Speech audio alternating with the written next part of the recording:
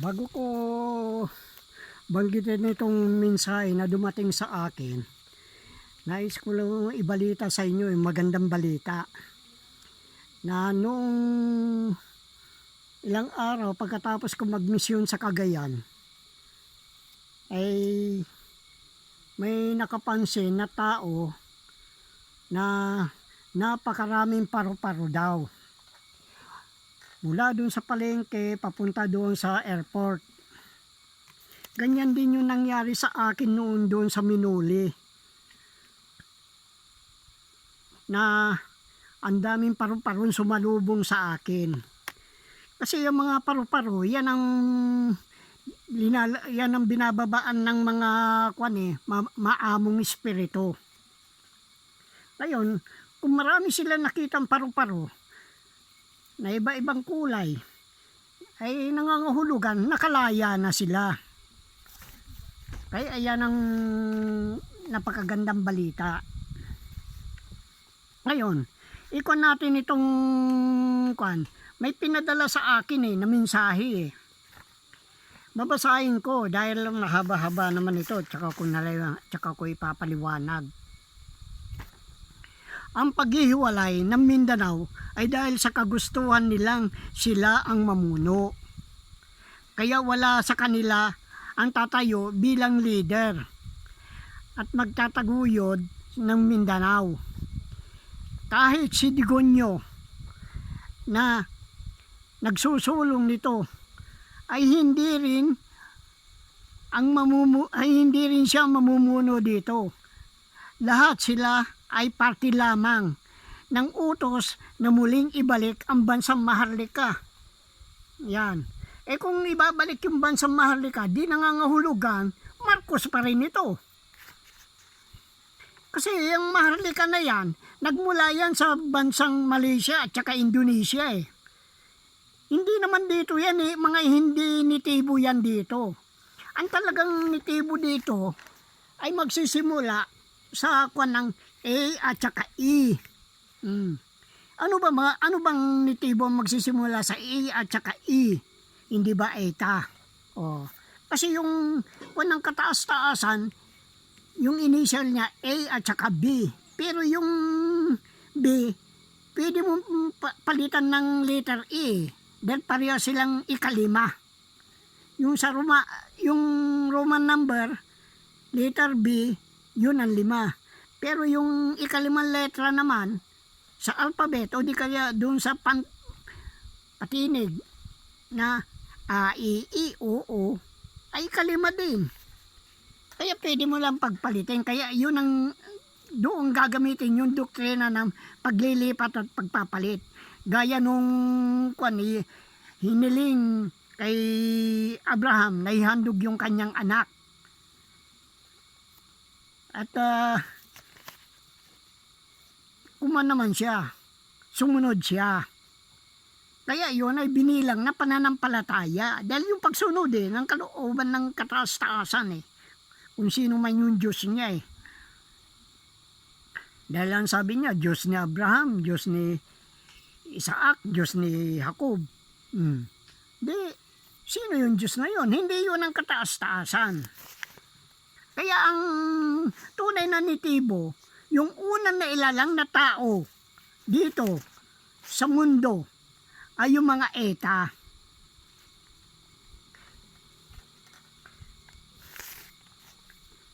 Hindi po, ito ang sabi sa akin hindi po komunista ang magiging gobyerno ng Mindanao. Kung sakaling matuloy ito, monarkya po ang magiging gobyerno kung saan ang federal ang ipatutupad at hindi komunista. Ang Bangsamoro leaders na nabanggit dito ay pawang magkakagulo kung matuloy ang paghihiwalay ng Mindanao. Dahil sa kagustuhan nilang sila din ang mamuno. Kaya wala po sa kanila ang tatayong leader. Malapit na ito. Dahil may pulong po ngayon, linggo dito sa amin. At si Inday Sara ang panauhin. At sabi ng isang konsyal ng barangay namin, magpipederal na daw at mawawala na sila sa pwesto bilang konsyal. At humingi siya sa amin na kung pwede, papasukin siya kapag nagsimula na ito. Kasi kung hindi ka kapartido ng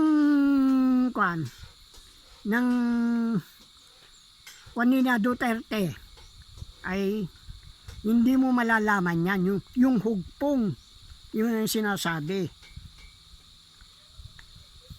May physical pong gaganap sa Malacanang. Meron po siyang Prime Minister. At babalik uli sa Malacanang sa kanyang dating kinatatayuan. Paano makakabalik sa simula? Pababagsakin po ba lahat ng bansa pati relihiyon? Walang maiiwan dito. Inihintay na lang ang kasalukuyang kaganapan dito sa atin. Dahil dito po magsisimula ito.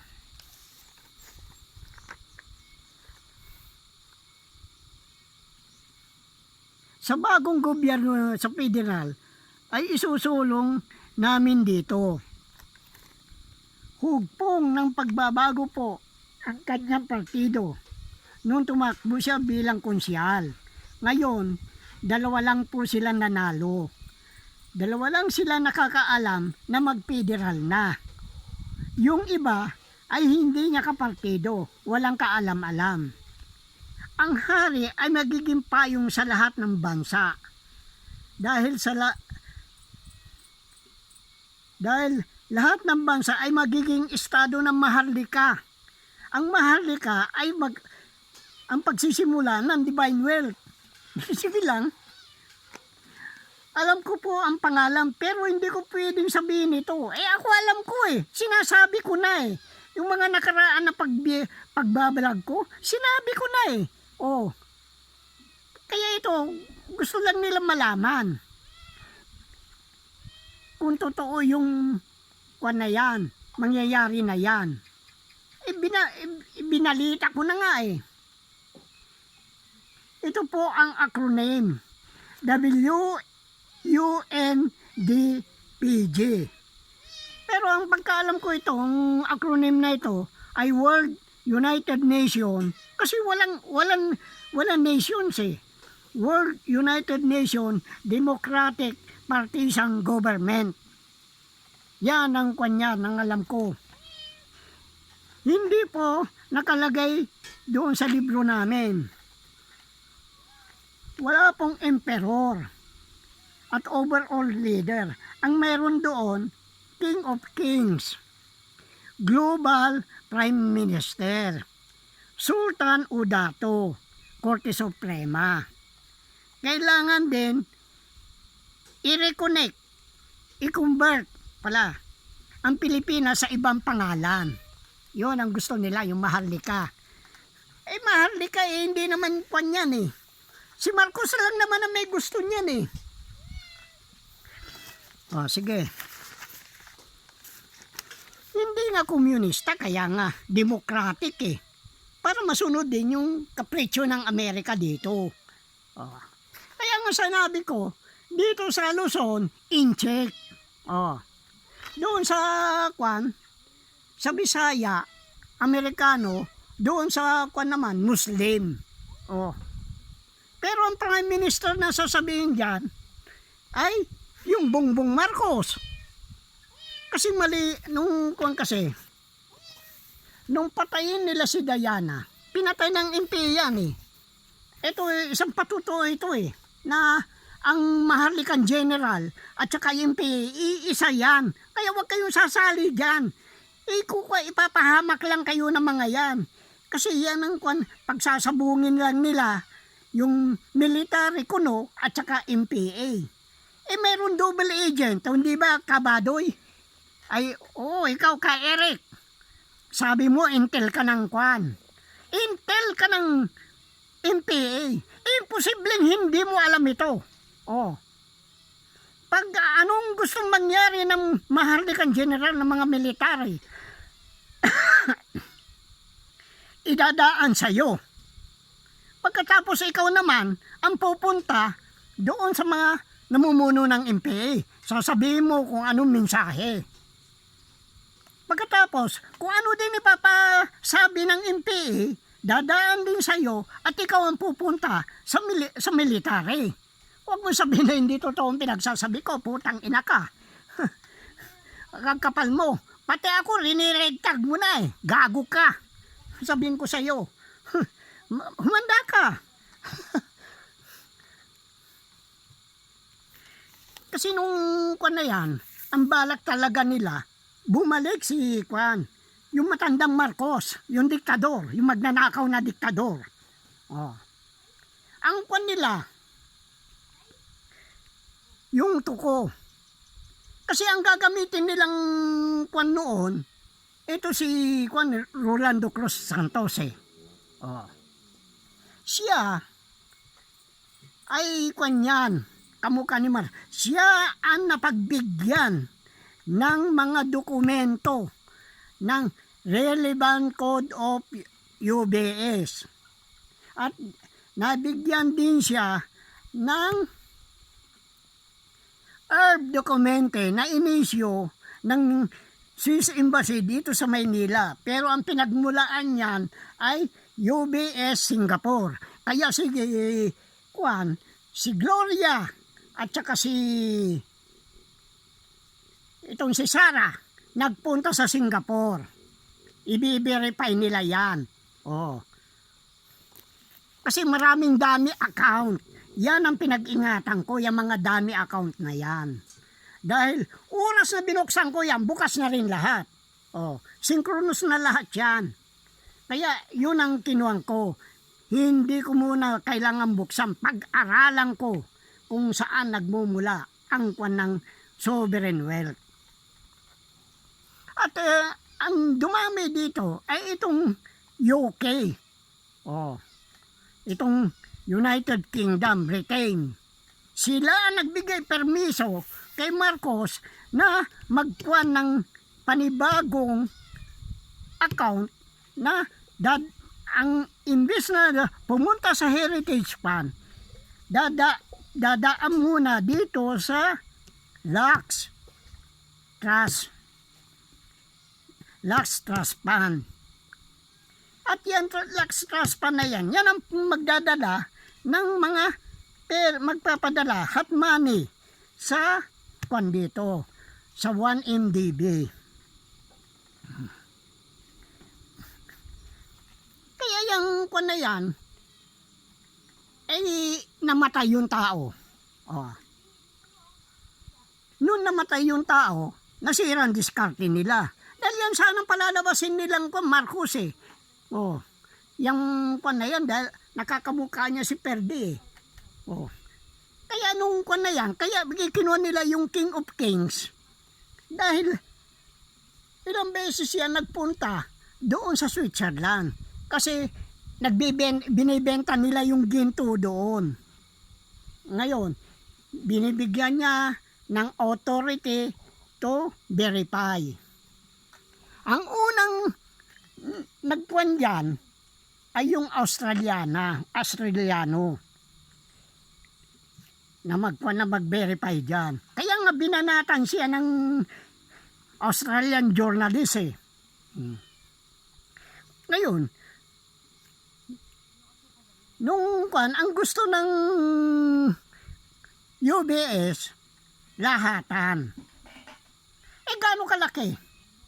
Wala namang doon ang ginto. Nandun sa Fort Knox.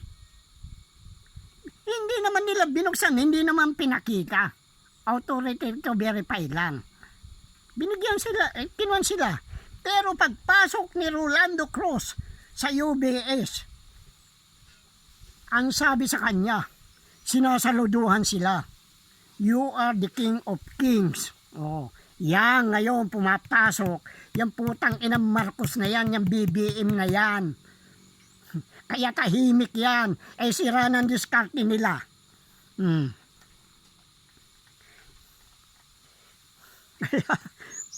Yan ang sinasabi dito na kwan nila na King of Kings. Oh, walang emperor. pero King of Kings. Overall leader, mayroon doon. Pagkatapos, yung global prime minister, ay ito naman, si Tambaloslos. Kaya nga pala yung papel niya dahil dadayain nila. Kung paano nila dinaya ang eleksyon dito sa Pilipinas, ganyan na naman ang gagawin. Hindi na halata, binubulgar ko ngayon na China ang may pakialam kung bakit kandyan. Kung bakit nanalo yung bugok na kwan na dating yung asawa ni Lisa, yung tunay na asawa niya. Dahil yan nakaupo ngayon, yan ang tunay na anak ni Marcos. Nasira ang diskarte nila kaya hindi na nila malaman ang gagawin nila. Ngayon, kung sino yung sultan o dato, ayan sa Mindanao. Kaya yan ang kanyan sultan o dato, si Kiram. Pero anong malay ni Kiram? Kaya ang ikukuan niyan, si Sara.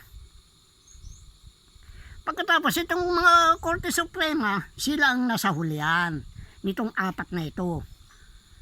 Yan, mga matatanda na yan, malapit na sa hukay, mga putang ina mga yan, hindi pa gumagawa ng matino. Mga siraulo kayo sa Supreme Court, putang ina nyo, mga bayaran kayo. Bakit hindi nyo ako reklamo? Kayo, mga kagalang-galang mga marangal na magnanakaw na nagbebenta ng mga traidor, mga makabago, makapili, kayo mga Supreme Court. Walang iya kayo. Bakit hindi kayo makapalag sa akin? Tangina mga ito, mga gago na ito. Alam na ng buong mundo, yan laro na yan. Kaya yung pagpunta ng tripartite na yan, kung wari magkakagulo dito, ano sa akin kung magkagulo kayo? Kalaban ninyo, mabubuksan yan? Yung sa akin, tinatanong pa nga daw nila kung sino magbubukas sa kanila sa deuterium. Hindi naman nila masabi, basta yan, nakaprograma na daw. Kaya yan ang mga pinag-iingatan ko. Bakit ko bubuksan? Kung hindi ako sigurado na mga mamamayan na makikinabang, hindi dayuhan, mga putang ina mga Marcos na yan, mga politiko na yan, mga animal na yan, mga walang hiyayan, mga salot sa bayan, mga salot sa lipunan. Ano pa ang reklamo nyo? Kaya napakahirap yung ginagawa ninyo. Hindi na kayo nahiya. Kababayan nyo, binibenta nyo. Gusto nyo apayamanin ng China at saka Amerika? At magpatuloy din ng Group of 20. Paano naging kasapi ng Group of 20 ang Indonesia? Hindi kasali dyan. Dahil ang Group of 20, karamihan yan, ang nasa labas lang, Canada, Brazil, Japan, at saka maaaring Germany. Pero yung, nasa European Germany. Paano naging kanyan? China. Paano naging kasali yan? Kaya yan, huwag ninyong pag-iintindihin yan. Kasi yung ikinukuhan lang dito na mind conditioning yan, yung putang inang tambalos-los na yan, puking inan yan. Tamaan ka sana. Hindi, makakuan lang kita, makapunta lang ako sa lugar mo, putang ina ka, papakuan kita Tarantado ka Ngayon, anong ginawa nila? May nagbalita na meron daw doon sa Binson. Kasi madalas ako sa dait noon Sa Binson daw may dumanding na bangka. Ngayon, yung mga kwan daw doon, mga sulat incheck, gawang China daw yung kwan na yon, yung speedboat na yon. Magagaling sa China, papantari dito, hindi. Kukan ba yun? At saka, hindi loko-loko ang China na maglalagay ng ganun. Kundi ang pautot na naman yan ng mga maharlikan general para takutin tayong mga mamamayan. Huwag ninyong pag-iintindihin yan. Mga walang pangunawa yung mga vlogger na yan, mga nagbabalita Hindi nila inihimay himay-himay. Sabihin ko sa inyo ang totoo, mga putang ina, mga antatasan pinag-aralan nyo, mga abogado, mga abogago. Pagkatapos, mga analyst pa, political analyst, mga gunggong naman. Hindi ninyo inihimay, palibasay kayo mga bayaran. Huwag niyo sabihin. Kaya yan, doon sa Bisaya, kung si Romualdez ang uupong Prime Minister, sa Bisaya, ang uupo dyan ay si Juan. Itong si Lenny. Oh.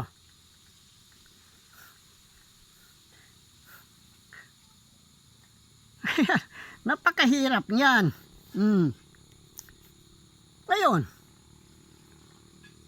ang isa pang pinagtataka ko, bakit itong mga maranaw na ito, nung sirain yung kanilang syudad, hindi sila pumalag.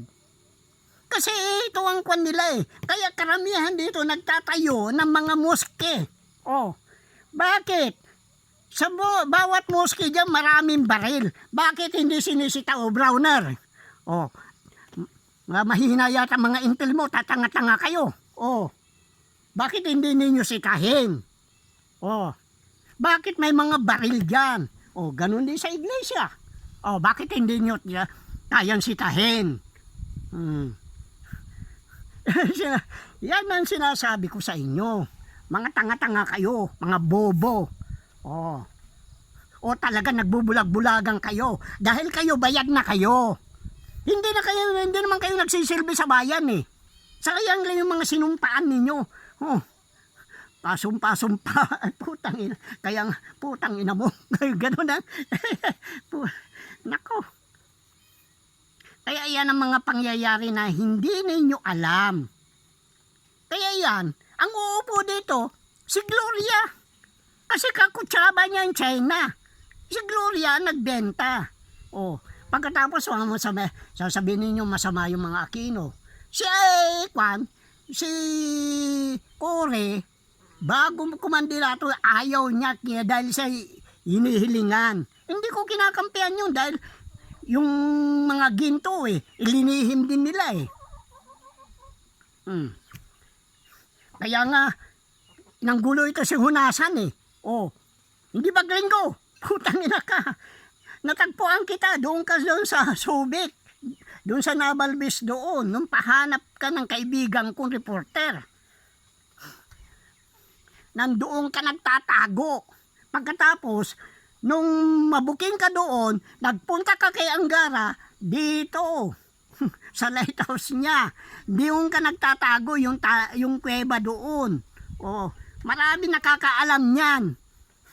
Kaya yan, mga traidor yan. Kaya paano yan ngayong gagawin ninyo? Naunahan ko na kayo eh. Oh. Kaya walang kibuyan. Kaya nagkuhan itong kuwan na ito. Itong nagmeeting itong Japan, itong Amerika, at saka yung putang inang magnanakaw na Marcos na yan. Oh. Dahil, bakit hindi mabuksan yung mga frozen account, yung mga dami account? Yan ang inaantay nilang mabuksan. Paano nila bubuksan? Nabulgar ko yung 1MDB. Oh. Alam din ng Amerika kung sino may-ari ng Federal Reserve Bank. Dahil doon sa mga kwan na yan, pag ilinabas yung mga treasury bond na yan, saan pa sila? Oh. Kaya yan, gusto nilang humiwalay ang Mindanao, kano? Hindi naman totally humiwalay yan federal eh. Oh. Kasi sa Pilipinas, tatlo ang party niyan. Yung mga bansa mauunlad, tigi-tigisa lang yan, pero napakaunlad nila. Oh, tayo, tatlong parte, naghihirap. Saan ka nakakita ng ganun? Kasi yung mga magnanakaw na yan. Dahil yan, papartayan na nilang parang kalamay yan. Sa Luzon, isang parte. Sa Bisaya, isang parte. Sa Mindanao, isang parte. Kaya makikinabang dito sa Luzon, yung mga incheck. Kaya putang ina mo, Browner ka, ikaw putang ina kung sinong PNP chief ka ngayon, animal ka, di tignan ko lang ang galing nyo. Paski na yung mga naka-retire na military na, habulin lang, lahat yan. Auditin kayo. Hindi pwedeng hindi kayo auditin. Kaya, yan ang mangyayari niyan. Kaya yung kwan na yan, yung sinabi ko, nasira ang kanilang plano. Kaya hindi na nila ngayon alam ang gagawin. O, naghahanap na naman sila ng tuko. O.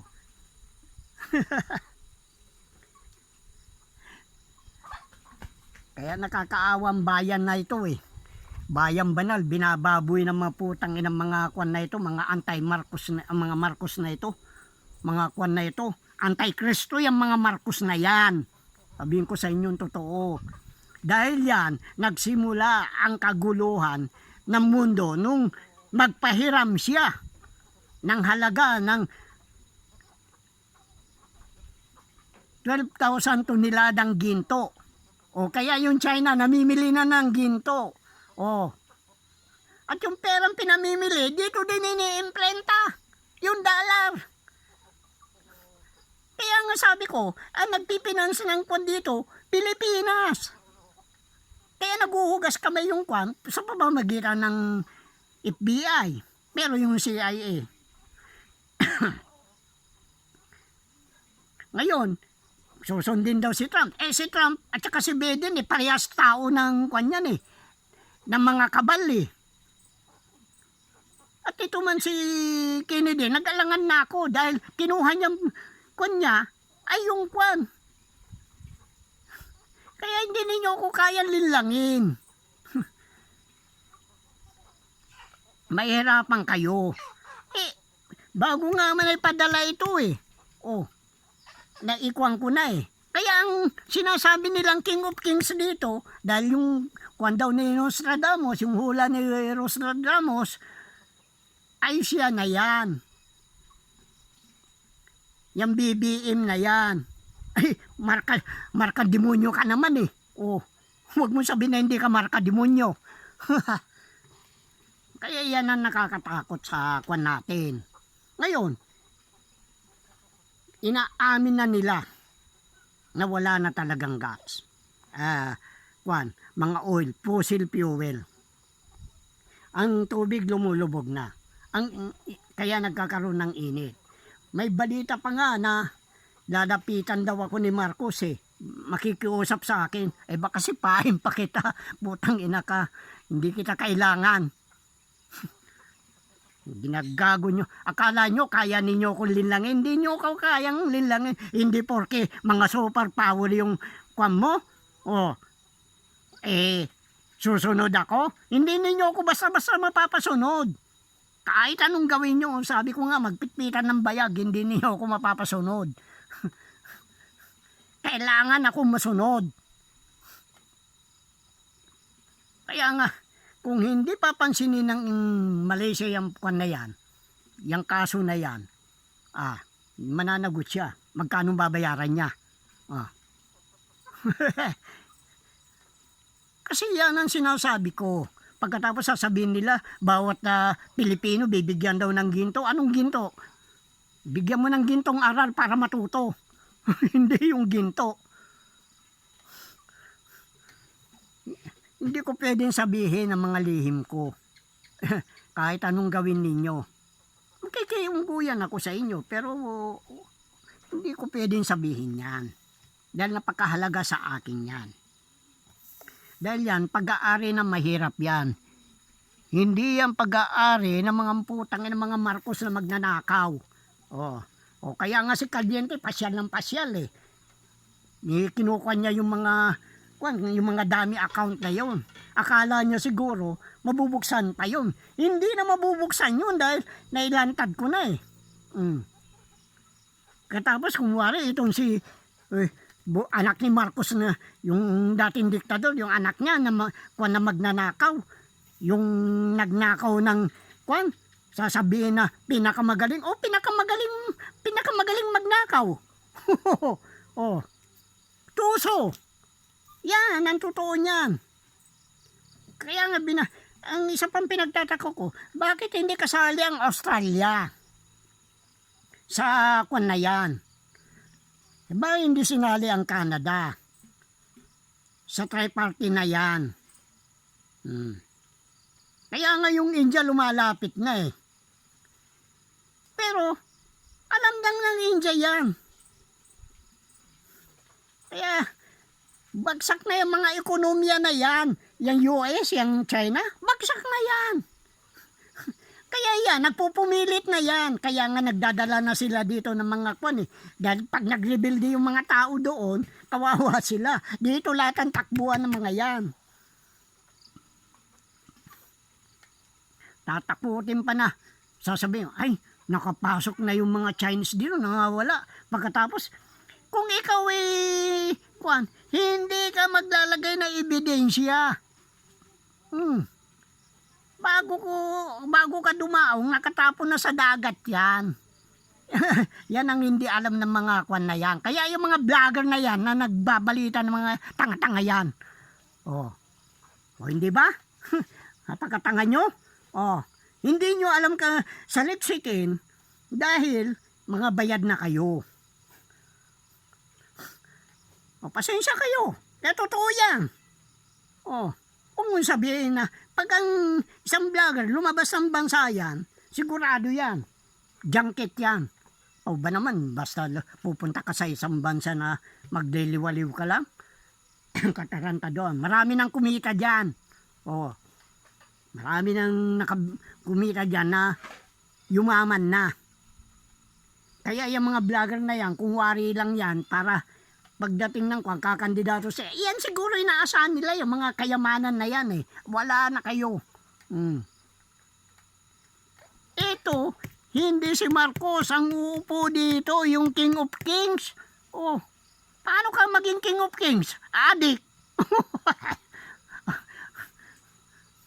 Kaya yan, wag ninyong pagpapaniwalaan si Duterte at si Kwan. Away kwan lang yan. Away bata. Kung wari, away-away lang yan. Hindi totoo yan. Huwag ninyong pagpapaniwalaan yan. Dahil yan, ilalagay kayo sa alanganin. Kaya tayong mga mahihirap na Pilipino, wawalain nila. Kaya nga magla-lockdown na naman daw eh.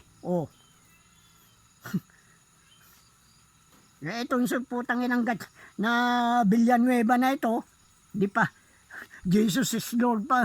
Pagkatapos, hallelujah na, hallelujah, putang ina niyan. Pagkatapos yung pala magnanakaw din. Ay, kasumpa-sumpa ka. Gago. Kaya, basta ikuan ninyo, ipalaganap lang ninyo itong mga pinagsasabi ko. Yan ang hinahanap na nila eh. At yan yung mga sinusulat ko, napakahalaga yun.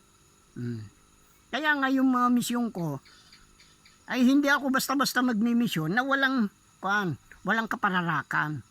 Dahil hindi naman ako namamasyal eh. Dahil pagkatapos kong magmisyon, alis na ako. Hindi ako katulad, sasabihin nagpapayla, dito muna ako magliwaliw muna ako dito. Maaga pa naman. Hindi ganon. Pag nakatapos ka, umalis ka na. Yan ang kwang ko. Kaya yan, patapos na talaga ito. Ito na, nabubulgar na sila. Hindi na nila alam ang gagawin.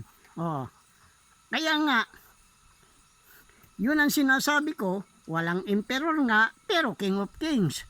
Dahil lahat yun ng bansa lalapit dito eh. Pagtatanggol tayo. Hindi, ayaw mo sila mag-gera yung Amerika, yung putang inang Amerika at saka yung putang inang China na yan. Yan Xi Jinping at saka yung Biden na yan, o Trump na yan. Hindi ko pinagpapaniwalaan yan, mga siraulo yan. Walang alam yan. Kung ano lang dinikta sa kanila, yun ang gagawin. Kaya nagkakambal ng pera yan. Kaya nga sinisingil ko ang China eh. Nasaan ka ko yung mga ginto? Binangga nila yung kwan doon. Ito namang mga mahalikan general na ito, mga traidor ito. Bago makapili ang kakapal na muka, mabuti pa nung panahon ng Hapon, nagsusuot ng bayong. Bubutasan yung bayong, yung mata lang sa tapat lang ng mata. magtuturo na. Pero ito, harap-harapan. Kaya mga kupal, mga yan, mga salot. O sige na.